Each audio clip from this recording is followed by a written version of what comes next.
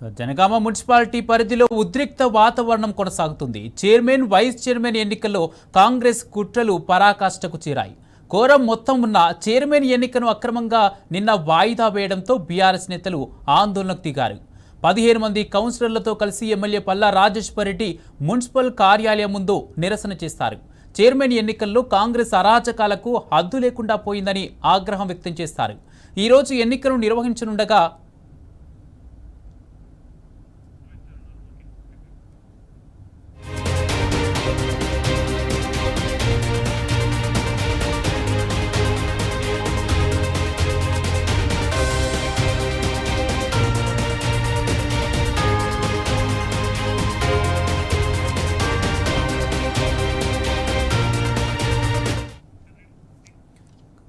Janagama municipality పరిధిలో ఉద్రిక్త వాతావరణం కొనసాగుతుంది. చైర్మన్, వైస్ చైర్మన్ ఎన్నికల్లో కాంగ్రెస్ కుట్రలు పరాకాష్ఠకు చేరాయి.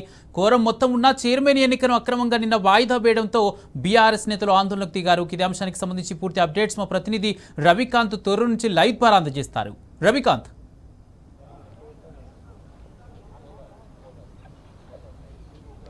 హంగు మున్సిపాలిటీ పరిధులకు సంబంధించి అంటే ఉమ్మడి వరంగల్ జిల్లాలో 2 మున్సిపాలిటీలు హంగు దిశగా ఉన్నటువంటి పరిస్థితి. ఒకటి తొర్రూరు మున్సిపాలిటీ, మరొకటి జనగామ మున్సిపాలిటీ. 2 చోట్ల కూడా నిన్న తీవ్రమైనటువంటి ఉద్రిక్త వాతావరణం ఏర్పడింది. ఈ క్రమంలోనే పూర్తి స్థాయిలో భారీ బందోబస్తును 2 చోట్ల కూడా ఏర్పాటు చేసినటువంటి పరిస్థితి. మనం తొర్రూరు గురించి మాట్లాడుకుంటే ఎస్పీ అంటే మహబూబాబాద్ ఎస్పీ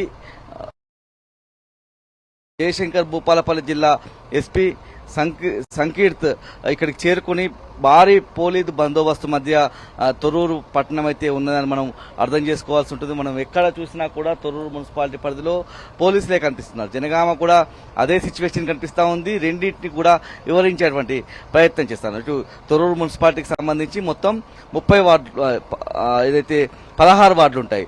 9 వార్డుల్లో బీఆర్ఎస్ పార్టీ నుంచి కౌన్సిలర్గా గెలుపొందారు.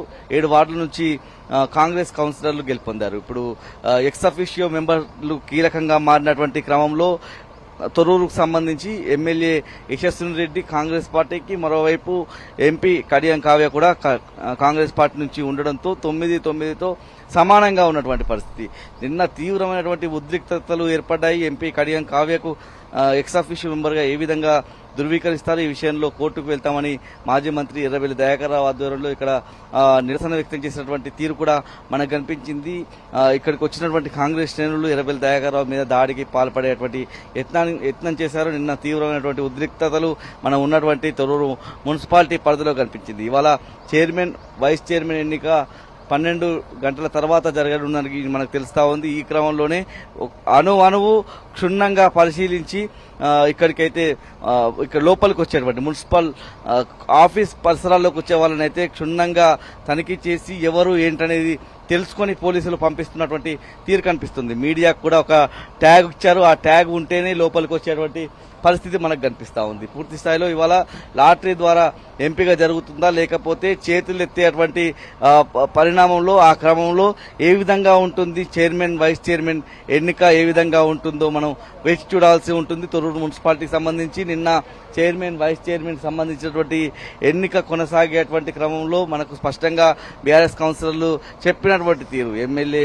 యశస్విని రెడ్డి బేరసారాలకు దిగారన్నటువంటి అంశాన్ని వెలుగులోకి వచ్చినటువంటి తీరు, 2 నుంచి 4 కోట్లు ఒక కౌన్సిలర్ కు ఇద్దామన్నటువంటి ఆలోచనతో ఉన్నారు. ఆ విధమైనటువంటి బేరసారాలు జరిగాయన్నటువంటి విషయం కూడా వెలుగులోకి వచ్చింది. ముఖ్యంగా ఒక వార్డుకు సంబంధించి